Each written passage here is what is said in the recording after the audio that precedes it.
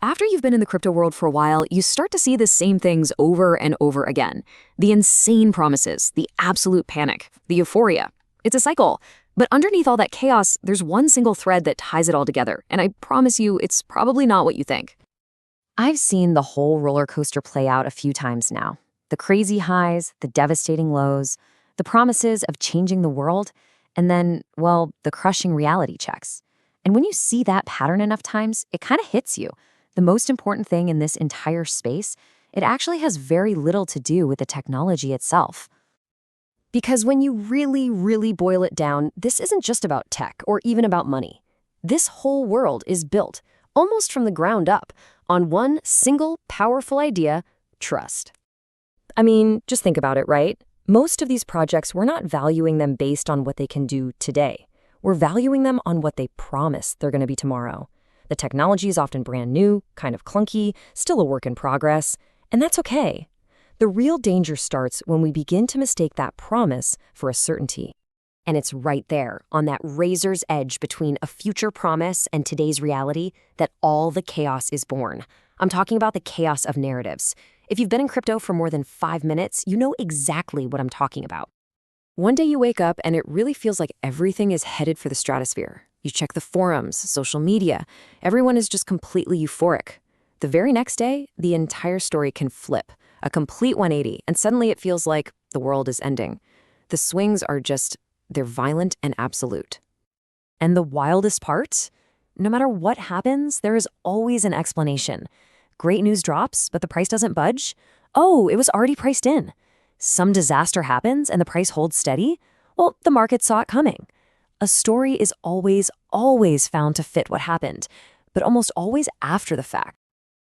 And right there, smack in the middle of all that noise, that's us, the little guys. The retail investors staring at charts at 3 a.m, trying to piece together news and rumors. All of us running on that tiny spark of hope that maybe, just maybe, this time our bet is the one that's going to make it. That we're the smart ones who got in early. But here's the thing. After a while, you start to get this really uncomfortable feeling. You realize that we are not alone on this playing field. There are other players, massive players, that we don't always see, and they carry a whole lot of weight.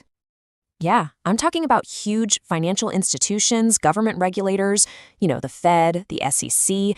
These are the giants who, with just a single sentence in a press release, can send the entire market either soaring or crashing down in a matter of minutes. So this is the key takeaway, maybe the most important truth you need to understand about this whole world. We are not all playing the same game, and we are definitely not all playing by the same rules. When you put all of this together, the intense emotions, the broken promises, the constant noise, these powerful hidden players, honestly, it reminds me of one specific story from way back, the ancient Greek myth of Pandora's box. You probably know how it goes, right? Pandora is given a box and is told, whatever you do, don't open it. So what does she do? She opens it, and out fly all the evils and miseries that are going to plague humanity forever. And that feels strangely familiar. Just think about the evils that fly out of crypto's box on a daily basis. That intense fear of missing out, the overwhelming greed during a bull run, the manipulation, the constant disinformation, making it impossible to know what's true, and the gnawing anxiety that comes with all of it. Every single one of those is just part of a normal day in this space. But that's not where the myth ends. After all those evils flew out and escaped, there was one last thing left inside, fluttering right at the very bottom of the box: hope. And this, right here, is where we get to the million-dollar question, the one that, quite frankly, is not very comfortable to answer. When you are surrounded by all this chaos and all this uncertainty, is that little bit of hope that's left over a good thing? Is it what keeps us going?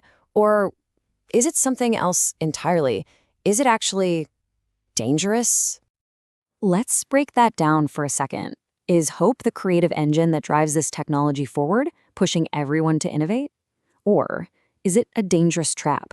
Is it the perfect excuse that makes us put up with situations we'd never accept otherwise, letting us cling to promises that get stretched out forever and ever without actually showing up? I'm not going to sit here and pretend I have the answer. I honestly don't think anyone does. But after all these years, if there's one thing I've learned, it's this. Sometimes the most important signal you'll ever get isn't on a price chart. It's not in a headline or a tweet. Sometimes the clearest signal of all is just how you feel, inside, your gut feeling about being a part of this game. Now, obviously, this isn't any kind of financial advice. It's just a reflection.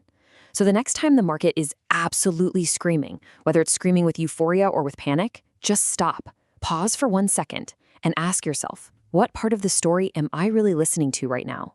And trust me, whatever it is you're feeling, you're probably not the only one.